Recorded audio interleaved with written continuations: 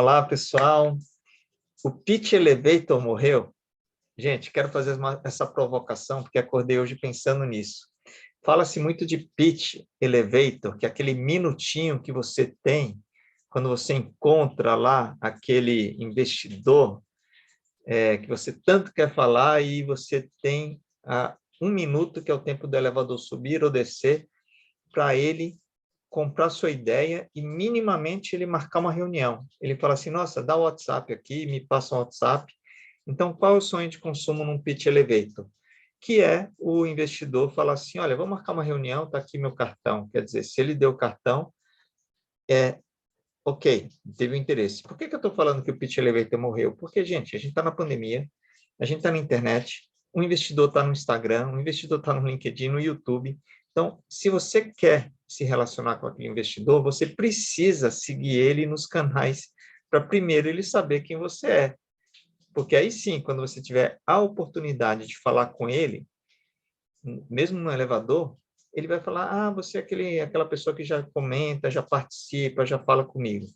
Então, está aqui o João Kepler, que eu tenho o prazer de conhecer o João em outros eventos, é um dos maiores investidores anjos do Brasil.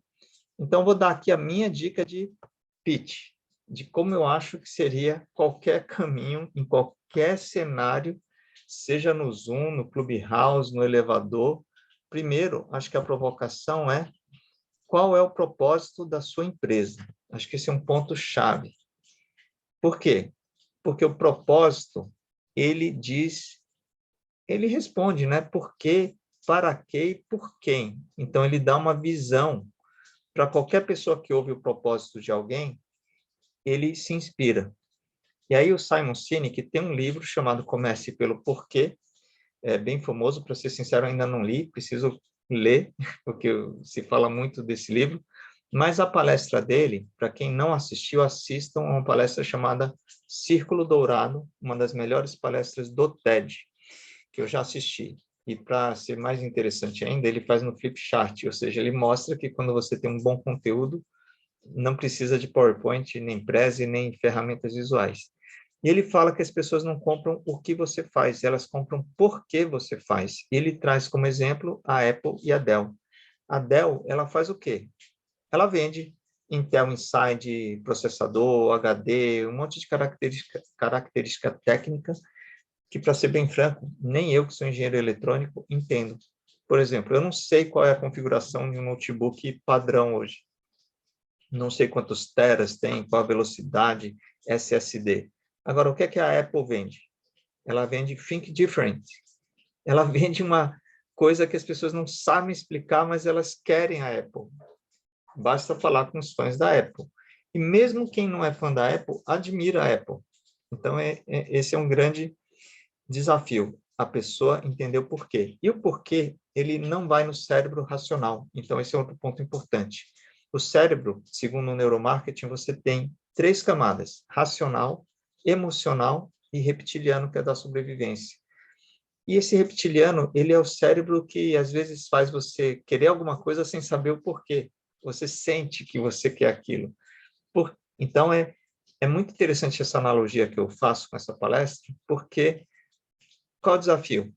Principalmente pessoas que são mais analistas, e aí eu trago aqui o perfil DISC, agradeço aqui o Glauber Banvart, que tem uma corretora chamada, uma startup que é a Grow Corretores, que eu nunca tinha imaginado de trazer o perfil DISC, que é o perfil comportamental, para o pitch, mas aí eu pensei, eu falei, caramba, é verdade. Sabendo que você tem um perfil mais analítico, você vai ter uma tendência a trazer muitos dados racionais. E aí agora me veio até esse insight de você analisar e falar qual é o perfil lá do meu potencial investidor, porque eu preciso navegar nesses elementos para saber que o pitch vai trazer esses elementos. Mas principalmente do lado do empreendedor, eu, por exemplo, eu tenho esse perfil. O I é muito forte em mim. Então, eu tenho essa coisa da paixão, de falar com vontade, mas não ser muito analítico. Então, eu não tenho uma tendência a buscar os dados. Então, eu preciso de alguém analítico para ajudar a formar um bom pitch para a minha empresa. Mas, falando aqui do meu principal projeto hoje, que é o Origami, eu levei aqui 5 anos para chegar em uma frase que é o propósito. Eu estou desde 2017. Então, 5 anos, entrei no 5º ano. E eu cheguei nessa frase, que o propósito do Origami.club é levar felicidade e saúde para o mundo através da arte de dobrar papéis. Pronto.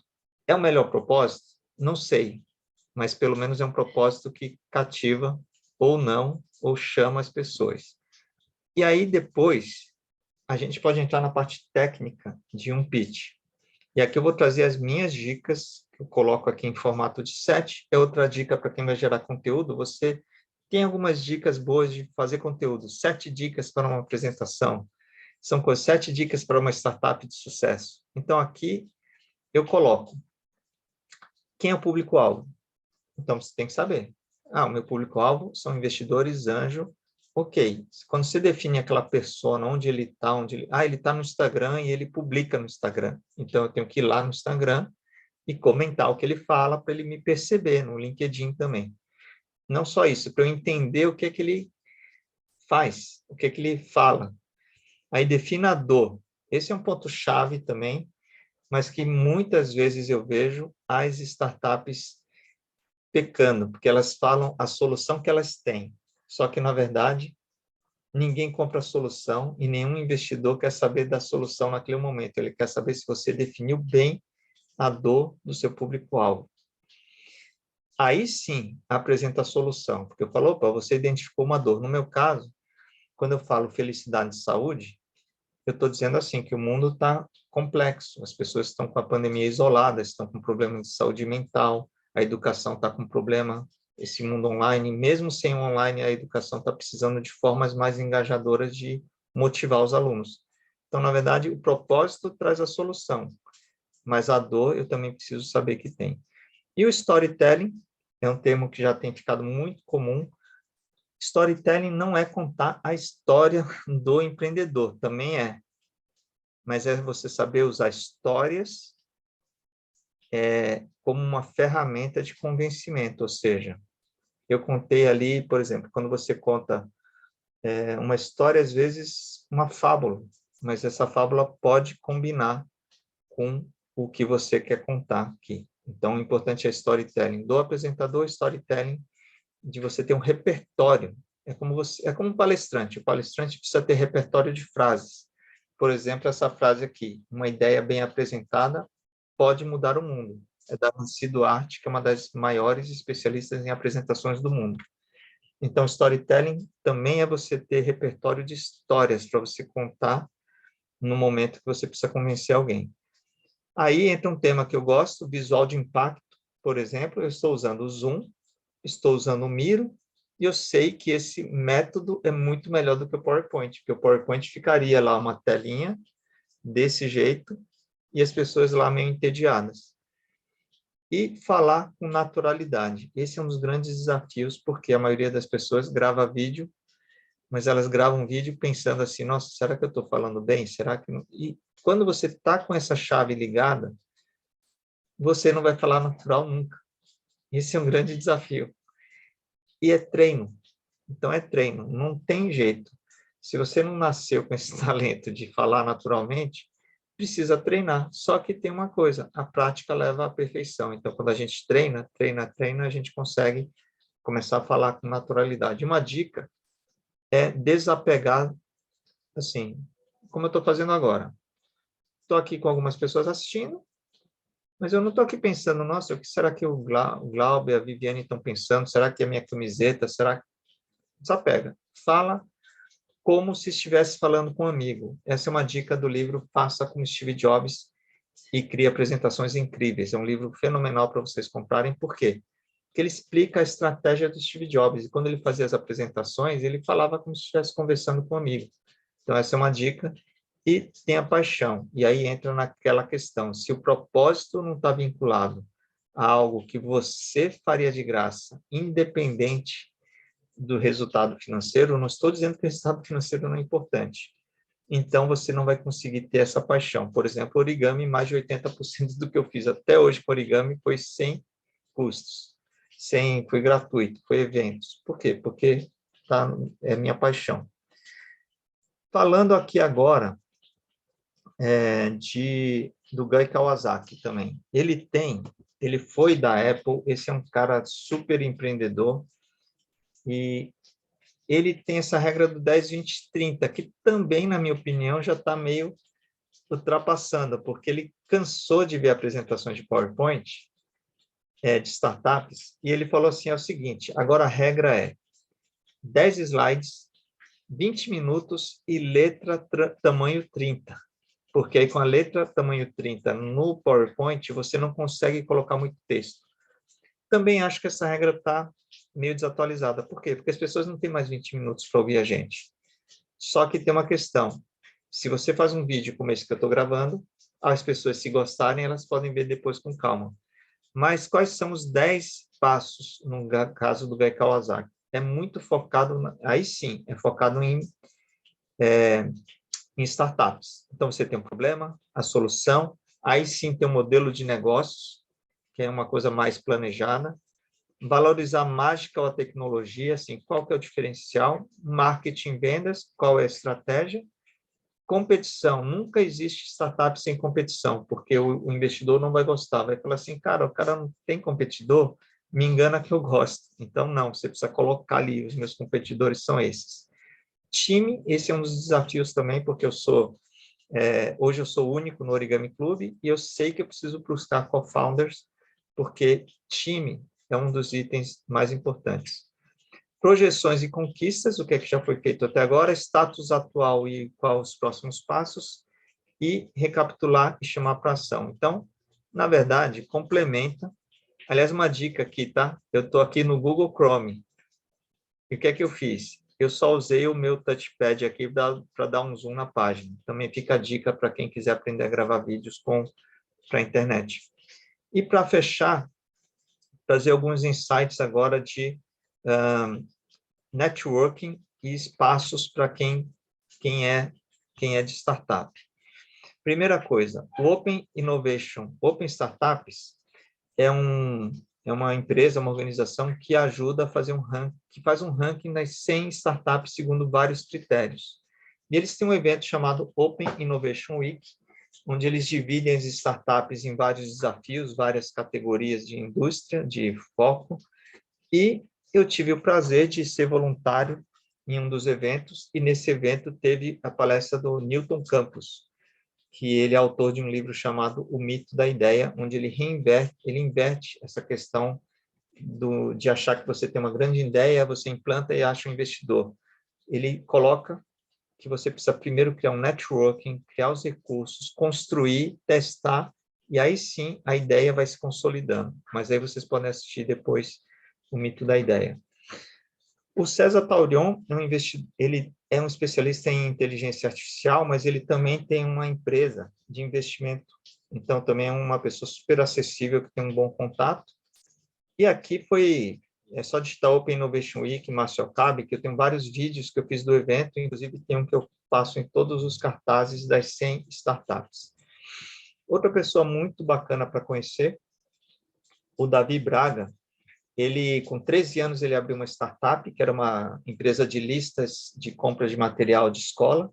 Aos 15 anos, ele foi no Shark Tank, super bacana. Eu tive o prazer de conhecer o Davi lá em Maceió, no evento Tracto Marketing Show, e aqui é um encontro de uma mentoria do Davi Braga, dele, fazendo mentoria para um grupo, e inclusive meu filho mais velho participou como mentorado. E o Davi, ele é filho do João Kepler, que está aqui engolindo aqui o meu origami. Então, o João Kepler é um cara que eu tenho uma certa proximidade, mas qual a dica? Quando a gente quer se aproximar, a gente precisa saber assim, com quem que eu vou me conectando para conseguir chegar nas pessoas que eu preciso. E eu, por exemplo, eu faço muito vídeo. Então, eu adoro quando as pessoas comentam. Então, quando as pessoas comentam com uma certa regularidade, eu já vou ficando atento também para essa pessoa. Então, quando eu receber um e-mail, um Instagram, eu vou ter mais abertura para conversar com ele. E aqui, quem está do lado do João Kepler é o Bob Floriano. Se eu não me engano, ele é especialista em comunicação. Então, é uma pessoa bacana também. Aliás, eu até me lembrei, preciso falar com o Bob Floriano. Aí, O Glauber estava falando do Jorge Paulo Lema, e eu lembrei de quem? Do Gerando Falcões, do Eduardo Lira, que hoje está em Nova York. Ele criou um projeto incrível. Gerando Falcões, ele decolou, é um cara que saiu da favela, e hoje ele tem como um dos principais investidores e mentores o Jorge Paulo Lema. Então, o segredo é a gente saber chegar nas pessoas certas. E, bom, adorei aqui. Essa ferramenta que eu estou usando para fazer essa apresentação é o Miro, para quem não conhece. Eu vou colocar, inclusive, aqui atrás do meu background. Essa é outra dica também, gente. Usa o background do Zoom para você fazer algumas interações, porque isso você mescla, como eu falei, o visual com storytelling e com roteiro. Então, é isso aí. Acho que ficou legal. Eu vou abrir agora aqui para a Viviane e o Glauber. Vocês querem agora falar um pouquinho, antes de eu parar aqui de gravar?